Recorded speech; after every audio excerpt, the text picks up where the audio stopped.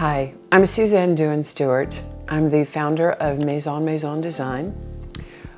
I am an interior designer, and in my retirement, so to speak, I've launched a product design where we're focusing on lampshades, woven products, home decor.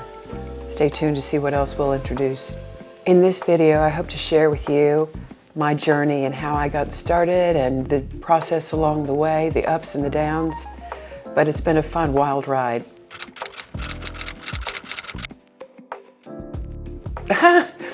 Well, truth to be told, I got a divorce and I had 3 small children to care for. Scared to death, but knew that I needed to start my life all over again.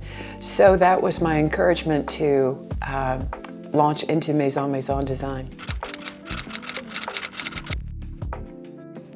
Well, absolutely. My mother was also an interior designer, and so I grew up in design. Our house was always beautifully executed, and I learned so much from her. I then went on, because of my influence, I went on to design school at the University of Texas. And after I graduated, instead of going on the design side, I went on the sales side because I like pretty things. And I worked for Maharam Fabrics out of New York and worked for them for about 5 years, honing my skills, honing my sales endeavors and stress. And then after that, I was married, and my husband and I lived like yo-yos back and forth between Houston and Zurich. So I think that those years really helped formulate my courage, if you will, to launch out with Maison Maison Design and start bringing in containers one after another. From 96 till, I guess about 2015, I slowed down, started selling off my inventory and buying a bit differently. The initial vision was, quite frankly, to have the shop feed my design practice. So while I was building back up my design portfolio, I had the shop and all of the beautiful accessories and furniture I brought back from Europe that I was selling to not only the retail, but mostly to the trade. So it allowed me to build back up my ability to make income. I don't think my design aesthetic has changed over time. I think just continued to be influenced by my travels. But I do think that when I started, the internet was just a dial-up AOL. And that was fine.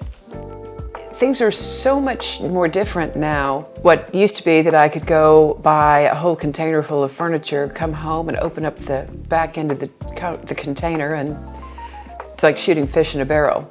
But with the advent of the internet, the world is everyone else's oyster too. So it's good for the consumer. You just have to be a little bit more creative.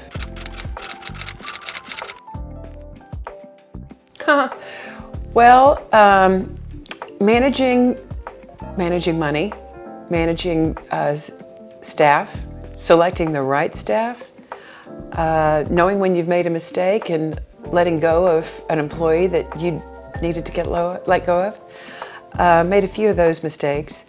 I think other than that too, simple things like the weather didn't cooperate with the travel plans, and so, a plane was canceled, so I missed a whole start to a buying trip, and, logistic things like that. A glass of wine and perseverance, and that pretty much overcomes everything. Great faith. That's a very good question. Back in probably 2015, 2016, I started to see the trend for the fabric lampshades, printed lampshades. And, it's so much better to have, instead of a plain vanilla, to add a little spark to a room, depending on your personality, your client's personality, of course. And whether it's the season that you want to change. It's so simple to make a change to a room with just changing out a shade. As we say, hashtag what a difference a shade makes. So I was in London. I decided I was going to pursue, in my supposed retirement, these fabric lampshades. But when I came back to the States and I was working on my own line, I felt like I needed to do something that distanced me apart from the others. And that's when I decided to go back to Vietnam to reinstate my desire to bring woven accessories to the wholesale market. So I did that, exactly. I went back with my designs to Vietnam and had the shades produced, and I'm using woven grasses. It usually starts with a sketch. I might see something, again, in my travels. I might see something in a magazine and go, ooh, that sure would be pretty done in a woven seagrass. And that's pretty much how I start the process. So it starts from a sketch, and then from there I start looking at the size, the scale that needed to produce. And then from there I'll send off my designs to my fabricators. I not only work in Vietnam, I work in Peru, Bangladesh, Poland. I then go send off my design and then let them come back with prototypes. And sometimes we've had mistakes. Sometimes we've gotten to market and what we thought was going to be a perfect fit didn't quite fit, so we had to abandon that introduction until the next show. You have to ad lib. Well, with anything in life, quality is everything. So it's imperative to me that the product that we produce and put our name on is perfect. That comes with some challenges sometimes, and we work through those. For example, if we have some beautiful dyed rattan and it didn't come in from the prototypes to actual production, so we had to figure out a way to salvage our shipment. So in that situation, we went and joined our friends at Faro and Ball Paint, and we are painting those dyed shades to make them still saleable. As far as the quality, the weave is everything. It's very important that the weave is actually produced all the way down to the bottom of the scallop, and it finished result is amazing. So in order to proceed with production, from that initial sketch to then sending that off to my fabricator, it requires that they give us a sample, and the sample would need to work out the kinks. And sometimes we've had to do 2 or 3 different renditions to make sure that either the weave or the color or the size is all correct. And then from that point, you hope that production of quantity is going to match the prototype. And if it doesn't, you have some very difficult conversations with your fabricator. And sometimes you reject shipments. Initially in our design, the woven products are very, very exclusive to us and distance us from the rest of the crowd. So we're utilizing natural grasses in those, but we're expanding our line further. Currently, I'm in the process of designing our own fabric line of exclusive shades to us, and that's a process in and of itself. So you start with an idea of a design, then you have to pick out all the colors that are, you hope lasting for more than 1 or 2 seasons, but then you have strike-offs. You have to make sure that the pattern is printed correctly, and then, only then, when you finally have a yard sample that is in your hands, fits all your designs, then you go and you cut the loose with production. And then production is typically 25 yards per color. So with our woven grasses, we're trying to utilize seagrass, water hyacinth, and rattan. Still working, trying to develop jute and some other natural grasses that come from different parts of the world. But I love working with the natural materials. Every room needs nature. And whether it's a live plant or a woven shade, it just adds so much warmth to the space. Well, given that I started this business as a single mother, it's important to me that any opportunity that I have to employ another mother so she can provide for her family, even if it's just providing for herself and her own safety. It's not to say that we're only women generated, but we are women centric. And we try and strive as much as we can to utilize cooperatives around the world that will allow not only women but men to be able to provide for their families and have a safe environment. We don't have any child labor. We love our children. So to that end, when I'm looking at a new opportunity, for instance, like when we moved from Vietnam to Peru with some of our additional offerings, it was important to me that the cooperative we worked with was very careful about the labor laws, labor protection for the employees. And so to that end, if I can help someone else to help themselves and their families, that drives me. That's the first consideration, not price. Oh, absolutely. In fact, they tease me at home. I recycle everything. I'm a conservative tree hugger, but we are very, very interested in the environment. I have, a lot of grandchildren, and I want this beautiful country to be supportive of them and their families in the future.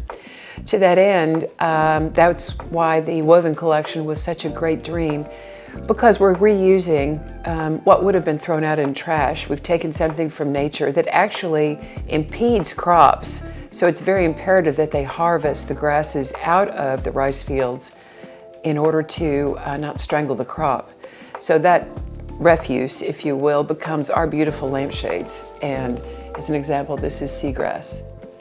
And otherwise, it would be tossed into a burning field or a landfill. Probably still helps with composting, but we've decided to use something we can use in home decor, and I think they're lovely. I love going to market. We have a market in Atlanta and in High Point.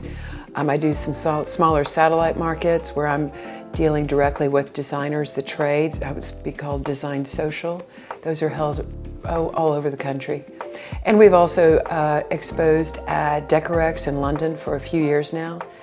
And it's imperative actually, that I get a chance to talk to the customer directly and get their feedback. And if I'm coming out with a new collection, much like I am right now, the first thing I did was go call on some of my key accounts and some of my key designers and say, hey, what do you think of this idea? And if I get a yes, then it's go, let's go. Well, I hope they have a smile like I have now that they purchased from me. I hope that they get the satisfaction of having something that brings warmth to their space and exudes their personality in their room. I want a quality experience. I would like to expand the line. I feel like God gave me enough talent that I can come up with my own designs. I don't have to go copy someone else.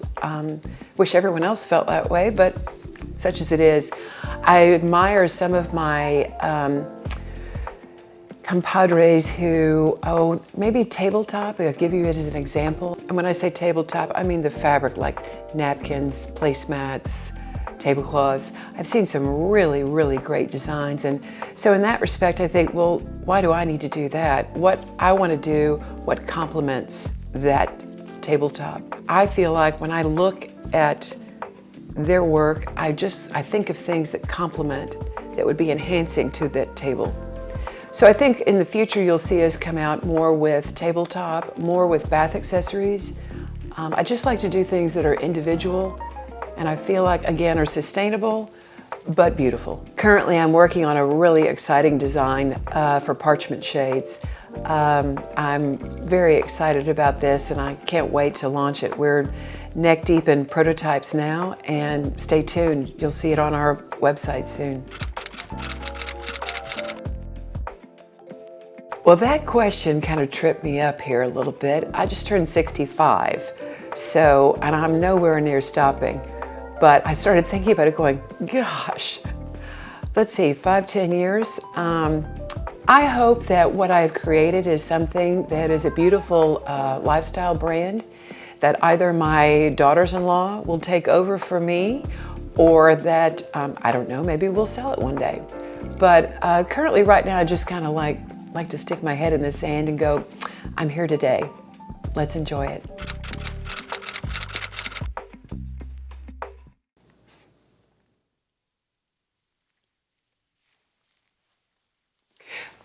My little boys are fantastic, fine young men who have their own families. And I would have never thought when I started Maison Maison that it would be so successful in allowing me to raise these boys, because that's all that mattered to me. After that, I've had a lot of fun. Really have enjoyed all the travels. Yeah, I think I would let go of bad hires sooner. I think I would encourage anyone who is starting a business, you have to know intimately every aspect of your business. Doesn't mean you have to do it all, but you need to know every dollar, where it goes. You need to be responsible for forecasting your success. And I think if I had it to do over again, I would have listened to my daddy. I would have let him guide me a little bit more, because I think it's great to be creative, but just because you have the creativity doesn't mean you have the business sense. So you need to know what your limitations are and don't be afraid to ask for help. The other thing I would say, the first impression is the most important. And now with all the e-commerce, all the graphics that are available, I think the first impression you give to your customer is paramount.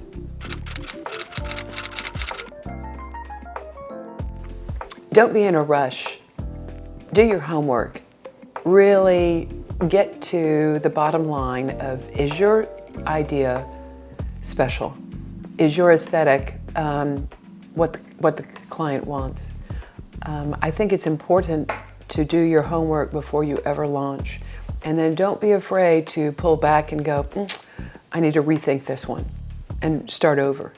Never be afraid to start over. Everyone has setbacks, and it's not a failure, it's another learning experience.